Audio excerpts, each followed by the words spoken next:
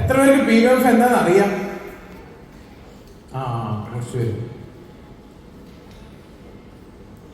എന്താണ് PMF എന്നും അതിന്റെ ആവശ്യകത എന്താണെന്ന് ഞാൻ വഴിയെ പറയാം.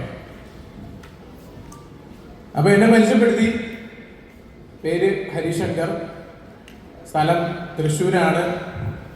സഫയർ മൂർത്തി സാറിന്റെയും അഖില മാഡത്തിന്റെയും മകനാണ്. കഴിഞ്ഞൊരു 20 വർഷമായിട്ട് RCM എന്ന് പറഞ്ഞ പ്രസ്ഥാനമായിട്ട് നേരിട്ടും അല്ലാതെയുള്ളൊരു ബന്ധം എനിക്കുണ്ട്. അത് പറയാൻ കാരണം 20 വർഷം എന്ന് പറഞ്ഞാൽ എനിക്ക് ചോദിക്കാം, എൻ്റെ ഒരു ചെറുപ്പകാലമാണ്. ആ സമയം മുതലേ RCM ഉൽപ്പന്നങ്ങൾ യൂസ് ചെയ്യുന്നുണ്ട്.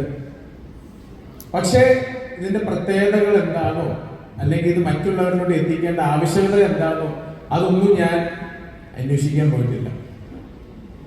MBBS കഴിയുന്നവരെ RCM ഉൽപ്പന്നങ്ങൾ നല്ലതാണെന്ന് പറഞ്ഞിട്ട് ഒരാളോട് പോലും ഞാൻ പറഞ്ഞിട്ടില്ല. MBBS പഠനം കഴിയുന്നവരെ RCM ഉൽപ്പന്നങ്ങൾ നല്ലതാണെന്നും ഉപയോഗിച്ചാൽ ആരോഗ്യം മെച്ചപ്പെടുന്നു, ചെലവ് ചുരുക്കാൻ പറ്റുമെന്നും ആരോട് ഞാൻ പറഞ്ഞിട്ടില്ല. അങ്ങനെ ഇരിക്കുമ്പോഴാണ് ഞാൻ ഹോസ്റ്റലിൽ ഒരു ദിവസം രാവിലെ പല്ലേച്ചുകൊണ്ടിരിക്കുക. അപ്പൊ എൻ്റെ ഒരു സുഹൃത്ത് എന്നോട് വന്നിട്ട് ചോദിച്ചു, എടാ ഈ പേസ്റ്റ് നിനക്ക് എവിടുന്നാണ് കിട്ടണമെന്ന് ചോദിച്ചു. ഞാൻ പറഞ്ഞു, കഴിഞ്ഞ 20 വർഷമായിട്ട് ഈ പേസ്റ്റ് ഞാൻ ഉപയോഗിക്കുന്നുണ്ട്. അപ്പൊ അവൻ പറഞ്ഞു, ഈ പേസ്റ്റ് ഉപയോഗിച്ച ശേഷം അവന്റെ പല്ലിലെ കറുത്ത കറകളൊക്കെ മാറി. ഇത് തിരുവനന്തപുരത്ത് വന്ന ശേഷം അന്വേഷിച്ചിട്ട് എവിടെ ഒരു കടയിലും കിട്ടാനില്ല. RCM പേസ്റ്റ് എവിടെ കിട്ടുള്ളൂ? RCM ഷോപ്പിൽ മാത്രമേ കിട്ടൂ. അതിനുശേഷം പിന്നോട് അങ്ങോട്ടുള്ള ഒരു 6 വർഷം കോളേജിൽ ഞാൻ അവനാണ് പേസ്റ്റ് സപ്ലൈ ചെയ്തത്. ഞാൻ പറഞ്ഞത്, ഇത് പറയാനുള്ള കാരണം എന്ന് വെച്ച് കഴിഞ്ഞാൽ ഒരു വാക്ക് പോലും RCM ഉൽപ്പന്നങ്ങൾ നല്ലതാണെന്ന് ഞാൻ പറഞ്ഞിട്ടില്ല. അപ്പോഴാണ് ഒരുത്തൻ എന്നോട് വന്നിട്ട് ചോദിച്ചറിഞ്ഞ് എൻ്റെ കയ്യിൽ നിന്ന് സാധനം മേടിച്ചുകൊണ്ട് പോയത്. അപ്പൊ ഉൽപ്പന്നങ്ങളുടെ സവിശേഷതകൾ, ഉൽപ്പന്നങ്ങളുടെ ക്വാളിറ്റികൾ നമുക്ക് ഒട്ടുമിക്ക കസ്റ്റമേഴ്സ് ആയിട്ട് നിൽക്കുന്ന ആൾക്കാരും പ്രൊമോട്ടേഴ്സ് ആയി നിൽക്കുന്ന ആൾക്കാരും ലീഡേഴ്സ് ആയിട്ട് നിൽക്കുന്ന ആൾക്കാർക്കും അറിയാം. ഈ ഉൽപ്പന്നങ്ങൾ നമ്മൾ ഉപയോഗിക്കുമ്പോൾ നമ്മൾ അറിയാതെ നമ്മുടെ ആരോഗ്യം മെച്ചപ്പെടുന്നുണ്ട്. നേരത്തെ മാഡം സൂചിപ്പിച്ച പോലെ രോഗം വന്ന് ചികിത്സിക്കുന്നതിനെക്കാട്ടും നല്ലതാണ് രോഗം വരാതെ സൂക്ഷിക്കുക. ആ പ്രിൻസിപ്പിള് നമ്മളെ ലൈഫിൽ ഫോളോ ചെയ്യാം. ഞാൻ എല്ലായിടത്തും പറയുന്ന ഒരു കാര്യം, നമ്മൾ ശരിക്കും പല സ്ഥലത്ത് നമ്മൾ പൈസ ഇൻവെസ്റ്റ് ചെയ്യാറുണ്ട്. ഉണ്ടോ ഇല്ല? പൈസ ഇൻവെസ്റ്റ് ചെയ്യാറില്ലേ? വണ്ടി മേടിക്കാൻ പൈസ ഇൻവെസ്റ്റ് ചെയ്യും, വീട് മേടിക്കാൻ പൈസ ഇൻവെസ്റ്റ് ചെയ്യും, സ്ഥലം മേടിക്കാൻ പൈസ ഇൻവെസ്റ്റ് ചെയ്യും. അങ്ങനെ സകലമായ സ്ഥലത്തും പൈസ ഇൻവെസ്റ്റ് ചെയ്യും. ഇവിടെയൊക്കെ എന്താ നിങ്ങൾ ഇൻവെസ്റ്റ് ചെയ്യുന്നത്? ഇവിടെ ഹലോ, ഇവിടേക്ക് നിങ്ങൾ എന്ത് ഇൻവെസ്റ്റ്മെന്റ് ആണ് നടത്തുന്നത്? 3 തരം ആൾക്കാരാണ് ലോകത്തുള്ളത്. ഒന്ന്, ഹെൽത്തി ആയിട്ട് ഇരിക്കാൻ വേണ്ടി പൈസ ഇൻവെസ്റ്റ് ചെയ്യുന്നു, അല്ലെങ്കിൽ ഇൻവെസ്റ്റ് ചെയ്യുന്നു ഹെൽത്തി ആയിട്ട് ഇരിക്കാൻ വേണ്ടി. ഓക്കെ, കാറ്റഗറി വന്ന് മനസ്സിലായോ? ഹെൽത്തി ആയിട്ട് ഇരിക്കാൻ വേണ്ടിയിട്ട് ഇൻവെസ്റ്റ് ചെയ്യുന്നു. അത് പൈസ ആയിട്ടോ അല്ലാണ്ട് എങ്ങനെയാണ് ഇൻവെസ്റ്റ് ചെയ്യുന്നത്? ഉദാഹരണം പറയുകയാണെങ്കിൽ നമ്മുടെ സെലിബ്രിറ്റീസ് എടുക്കാം. നമുക്ക് മമ്മൂട്ടി, മോഹൻലാല്, അവരൊക്കെ ഹെൽത്തി ആയിട്ട് ഇരിക്കാൻ വേണ്ടി ട്രെയിനേഴ്സ് ഉണ്ട്, ഡയറ്റീഷ്യൻസ് ഉണ്ട്, സ്വന്തമായിട്ട് ഡോക്ടേഴ്സ് ഉണ്ട്, അല്ലെ? അവരത് എന്തിനാ ഇൻവെസ്റ്റ് ചെയ്യുന്നത്? ഹെൽത്തി ആയിട്ട് ഇരിക്കാൻ വേണ്ടി ഇൻവെസ്റ്റ് ചെയ്യും. രണ്ടാമത്തെ കാറ്റഗറി ആൾക്കാർ പ്രത്യേകിച്ച് ഇൻവെസ്റ്റ്മെന്റ് ഒന്നും. രാവിലെ പുട്ട്, കറി, കടല കഴിച്ചോണ്ടിരിക്കുമ്പോഴാണ്, കഴിച്ച് തീരാറാകുമ്പോഴാണ് അടുത്തൊരു പഴം കണ്ടത്. എന്നാൽ ആ പഴം കൂട്ടി തിന്നാൻ ഒരു കഷ്ണം കൂടി പുട്ടെടുത്ത് അത് തിന്നു കഴിയുമ്പോഴാണ് അറിയുന്നത് പപ്പടം കൂടി ഉണ്ട്. അപ്പൊ എന്ത് ചെയ്യും? ഒരു റൗണ്ടും കൂടി പുട്ടടിക്കുക, അല്ലേ? ഇതാണ് ഭൂരിഭാഗം വരുന്ന കാറ്റഗറി. രണ്ടാമത്തെ കാറ്റഗറി പ്രത്യേകിച്ച് ഇൻവെസ്റ്റ്മെന്റ് ഒന്നും ചെയ്യാറില്ല.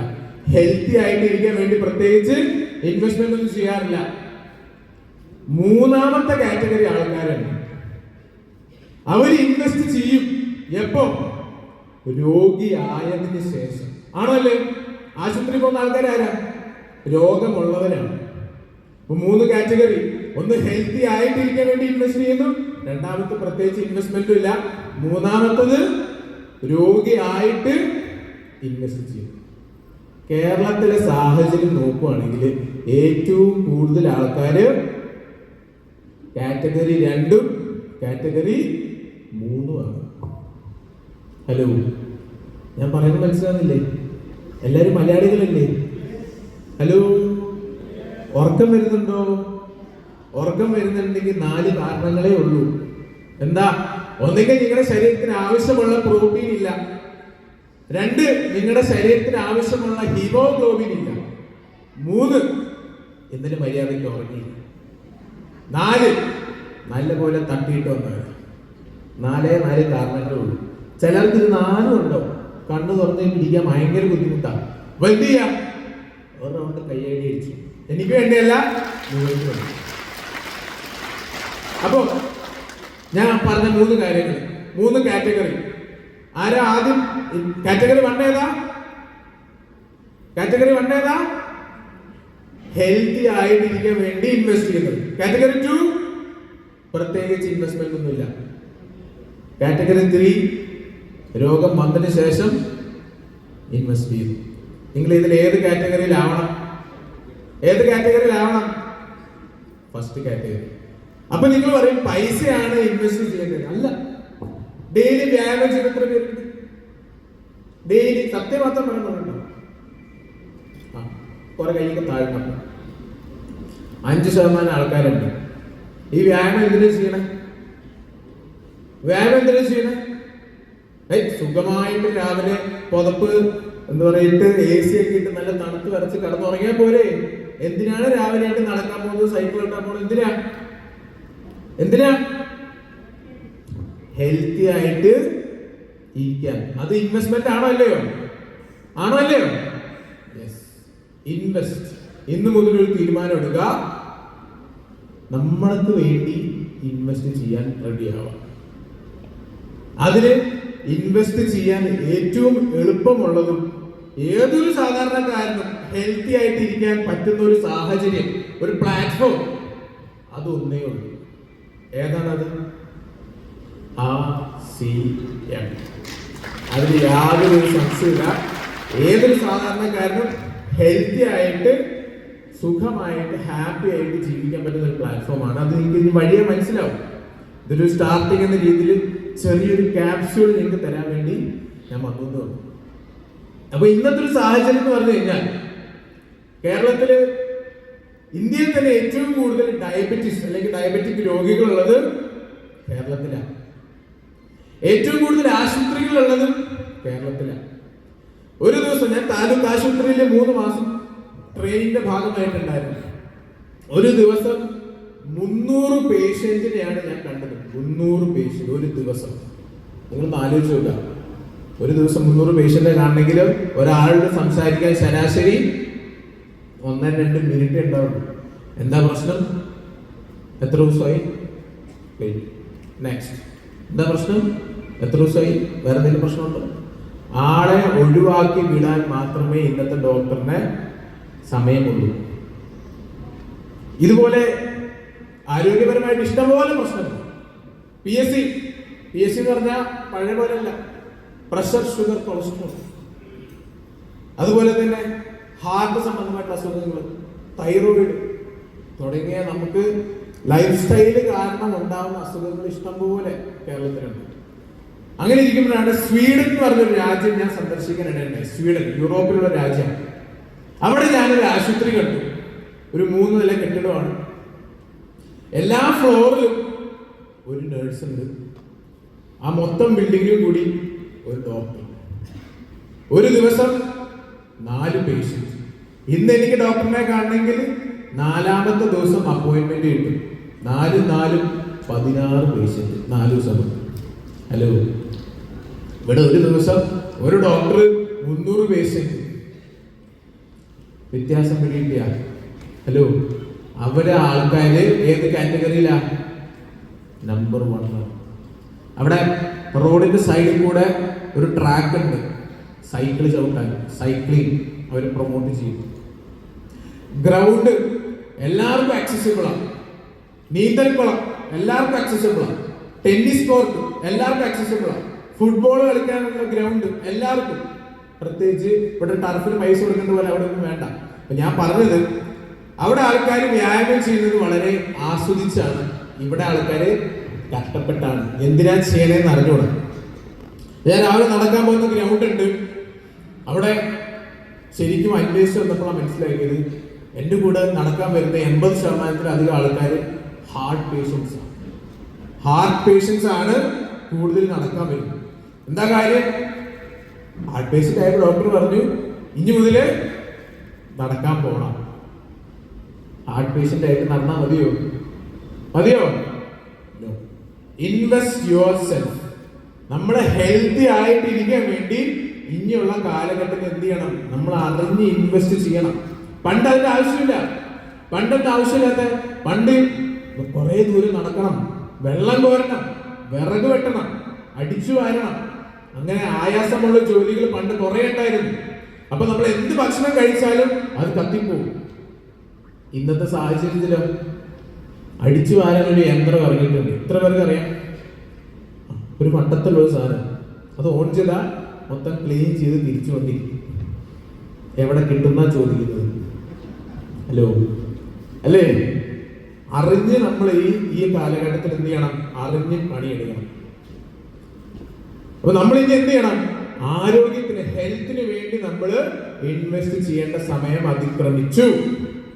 അപ്പൊ ഹെൽത്തി ആയിട്ടിരിക്കാൻ വേണ്ടി 2-3 ടിപ്സ് പെട്ടെന്ന് ഞാൻ പറഞ്ഞുതരാം. ഒന്നാമത്തെ കാര്യം എക്സസൈസ്, വ്യായാമം. Very very important. വ്യായാമം ഡെയിലി ചെയ്യാം. നടക്കാൻ പറ്റുന്നവർ നടക്കാം. ഇന്ന് മഴ പെയ്തു, നമ്മൾ നടത്തം ഒരു ശീലമാക്കി കഴിയുമ്പോഴാണ് ഈ മഴ വരുന്നത്, മഴക്കാലം വരുന്നത്. അപ്പൊ എന്ത് ചെയ്യും? അതങ്ങ് നിന്ന്. പിന്നെ മഴ തോർന്നാലും പിന്നെ ആ ശീലമേ ഉണ്ടാകും. അതുകൊണ്ട് ഞാൻ സജസ്റ്റ് ചെയ്യുന്ന 2-3 സിമ്പിൾ എക്സസൈസ്. അത്യാവശ്യം മുട്ടുവേദനയൊന്നും ഇല്ല, അത്യാവശ്യം ഹെൽത്തി ആണെന്നുണ്ടെങ്കിൽ നിങ്ങൾക്ക് ചെയ്യാൻ പറ്റുന്ന ഏറ്റവും അടിപൊളി എക്സസൈസ് ആണ് സ്റ്റെപ്പ് കയറി ഇറങ്ങാം. ചെയ്തോളെ. വീട്ടിൽ കോണിപ്പടി ഉണ്ടാവല്ലോ, കയറി ഇറങ്ങാം. മുട്ടുവേദന ഉള്ളവർ ശ്രദ്ധിക്കുക, നിങ്ങൾ സ്റ്റെപ്പ് കയറാൻ പോകണ്ട. മുട്ടുവേദന ഉള്ളവർ ചെറിയ ചെറിയ സൈക്ലിംഗ് പോലത്തെ എക്സസൈസ് ചെയ്യാം. അതുപോലെ തന്നെ നമ്മൾ കടന്നിട്ട് സൈക്ലിംഗ് പോലത്തെ എക്സസൈസ്, ഈ സൈക്ലിംഗ് പോലത്തെ എക്സസൈസ് ആണ് മുട്ടുവേദന ഉള്ളവർക്ക് ചെയ്യാൻ വളരെ നല്ലത്. അല്ലാത്തവർക്ക് ഒരു കുഴപ്പമില്ല. നടക്കാൻ പോകുന്നവർ നടക്കാം, നീന്താൻ പോകുന്നവർ നീന്താം. എന്തെങ്കിലും വ്യായാമം നമ്മൾ ഡെയിലി ചെയ്യാം. പലരോട് നടക്കാൻ പോകുമ്പോൾ അവരെങ്ങനെ നടക്കാൻ അറിയും? ഇതാണ് നടത്തം. ഇതൊരു നടത്തമാണ്. ഇതിനേക്കാളും നല്ല കസേര ഇരിക്കുന്നതാണ്. നിങ്ങൾ എക്സസൈസ് ചെയ്യുകയാണെങ്കിൽ ഒരു കാര്യം ഉറപ്പ് വരുത്തുക, ഹൃദയമിടിപ്പ് കൂടണം. നമ്മുടെ ഹാർട്ട് ബീറ്റ് നല്ലപോലെ അടിക്കണം. കുറച്ചൊക്കെ വേർക്കണം. പലർക്കും വേർപ്പ് ഒരു അലർജിയാണ്. കുറച്ചു പേരൊക്കെ ഉറങ്ങാൻ തുടങ്ങിയിട്ട ആ പറഞ്ഞ 4 കാര്യങ്ങളിൽ ഏതെല്ലോ ഒന്ന് നിങ്ങളുണ്ട്. അപ്പൊ എന്ത് ചെയ്യാ? അതിന് ട്രീറ്റ്മെന്റ് എന്താ?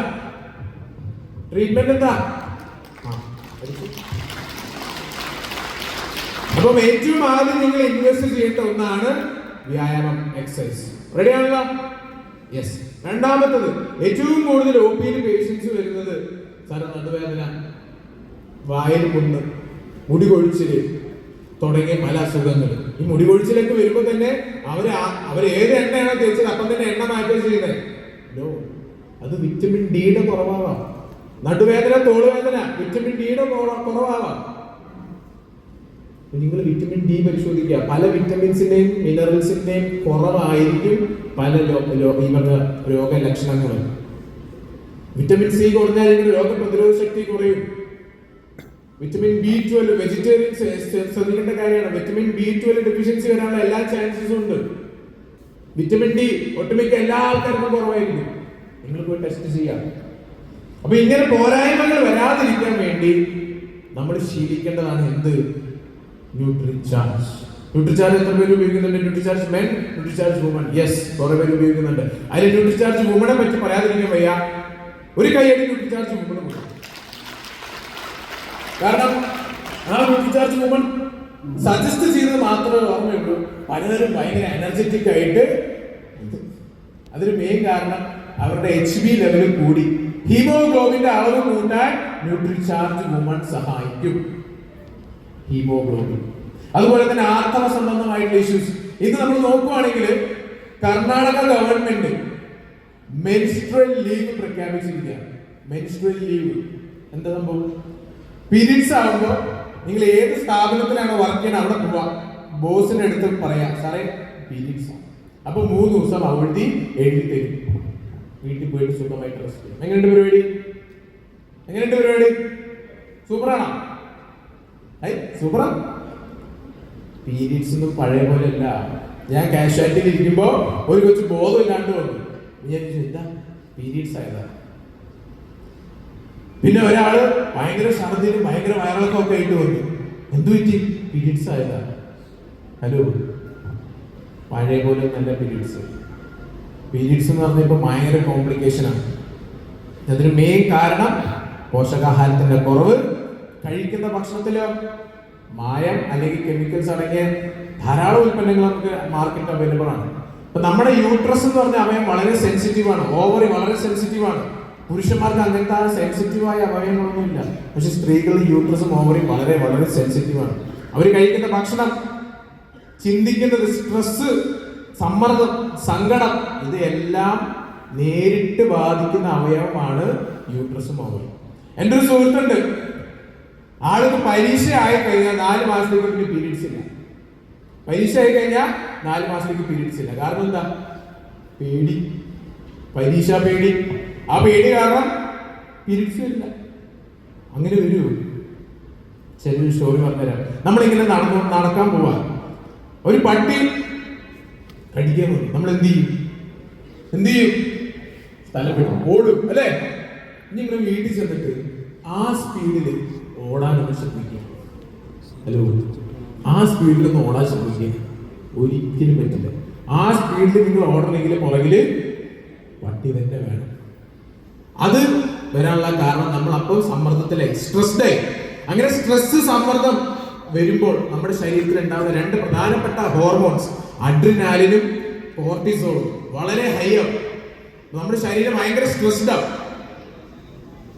അപ്പൊ ഇത് ദീർഘകാലാടിസ്ഥാനത്തിൽ ജോലി സമ്മർദ്ദം അല്ലെങ്കിൽ സങ്കടത്തിലാണെങ്കിൽ പോലും ഈ 2 ഹോർമോൺസ് കൂടും. ഡിപ്രഷൻ, അങ്ങനെ പല പ്രശ്നങ്ങളും. ഇത് ദീർഘകാലാടിസ്ഥാനത്തിൽ വരികയാണെങ്കിൽ ഏറ്റവും ആദ്യത്തെ പ്രശ്നമാണ് BP. നിങ്ങളുടെ BP ഹൈ ആണ്.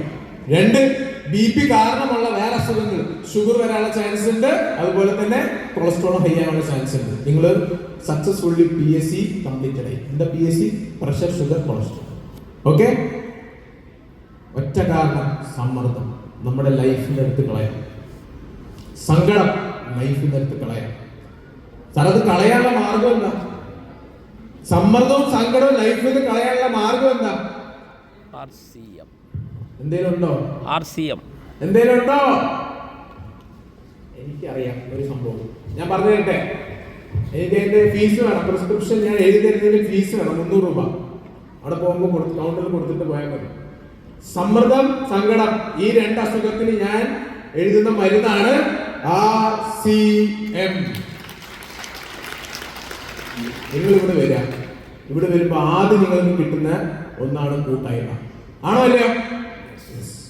മതി, ഒരു കൂട്ടായ്മ തന്നെ മതി സ്ട്രെസ് ഫ്രീ ആയിട്ട് ജീവിക്കാൻ. നമ്മൾ ക്രിക്കറ്റ് കളിക്കുന്നു, ബാഡ്മിന്റൺ കളിക്കുമ്പോൾ എന്താ? ഒരാൾ ഇവിടെ, ഒരാൾ അവിടെ. ക്രിക്കറ്റ് കളിക്കുമ്പോഴോ ഒരു ടീമില് 11 പേരുണ്ട്. അപ്പൊ ബോൾ എറിയുന്ന ആൾക്ക് ഭയങ്കര സമ്മർദ്ദത്തിലാണെങ്കിൽ 4 പേര് വന്നിട്ട് എന്ത് പറയും? നിന്നെ കൊണ്ട് പറ്റും, നീ പിന്നെ എറിഞ്ഞിട്ടുള്ളതാ അല്ലേ? അങ്ങനെ നമ്മളെ പ്രോത്സാഹനം തരാൻ നമുക്കൊരു ടീം ഇവിടെ കിട്ടും. നമ്പർ 1. 2, ആരോഗ്യം, ഹെൽത്ത് മെച്ചപ്പെടും. 3, ഇതിൽ നിൽക്കും തോറും നിങ്ങളുടെ സന്തോഷം കൂടി കൂടി കൂടി കൂടി കൂടി വരും. നിങ്ങളുടെ സ്ട്രെസ്, സങ്കടം കുറഞ്ഞ് വരും. ഹലോ, പ്രോട്ടീൻ ഇല്ല, ഹിമോഗ്ലോബിൻ ഇല്ല, ഇന്നലെ ഉറങ്ങിയില്ല, നല്ലപോലെ കഴിക്കുകയും ചെയ്തു, അതുകൊണ്ട് കണ്ണു തുറക്കാൻ പറ്റുന്നില്ല. ഒരു കൈയടിച്ച് എനിക്ക് വേണ്ടിയല്ല, എനിക്ക് ഈ കൈയടിയുടെ പ്രോത്സാഹനം വേണ്ട, ഞാനിങ്ങനെ പറഞ്ഞുകൊണ്ടിരിക്കുന്നു. അപ്പം അവനവന് വേണ്ടി കൈയടിക്കാം. അപ്പം സമ്മർദ്ദം, സ്ട്രെസ്സും നിങ്ങളുടെ ലൈഫിൽ നിന്ന് ഒഴിവാക്കുക. Best platform RCM. അടുത്തത് മായം, ഭക്ഷ്യവസ്തുക്കളിൽ വരുന്ന മായം. ഞാൻ എല്ലായിടത്തും പറഞ്ഞ കാര്യമാണ് എണ്ണ.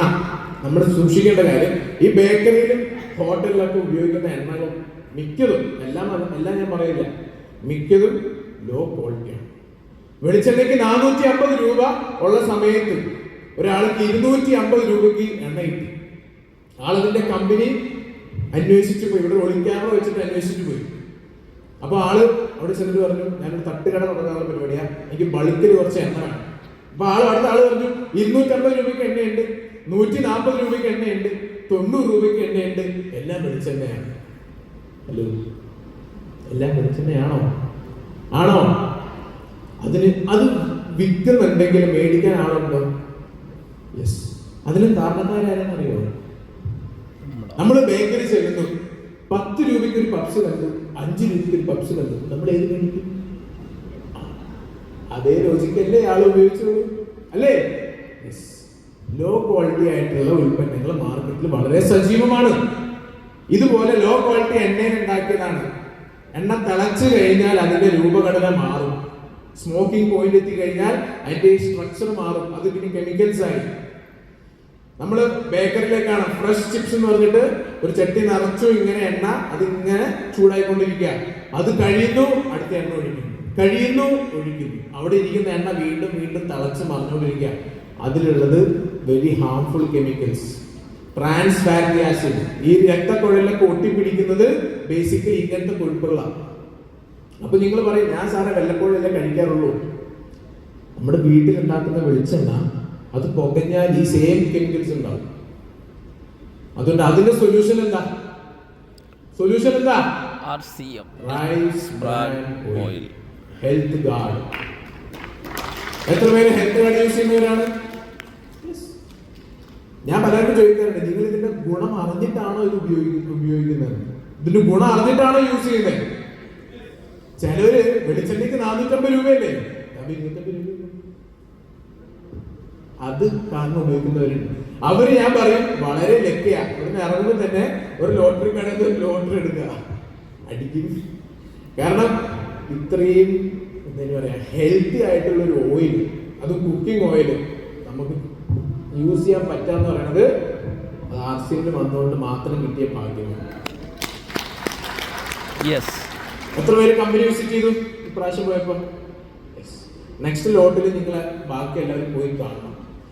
നമ്മളൊക്കെ ഓയിൽ ഉണ്ടാക്കുന്ന ഫാക്ടറി കണ്ടു, പാക്ക് ചെയ്യുന്ന ഫാക്ടറി കണ്ടു, നമ്മൾ ഉപയോഗിക്കുന്ന ഉൽപ്പന്നങ്ങൾ എങ്ങനെയാണ് വരുന്നതെന്ന് ഫാക്ടറി പോയി കണ്ടു.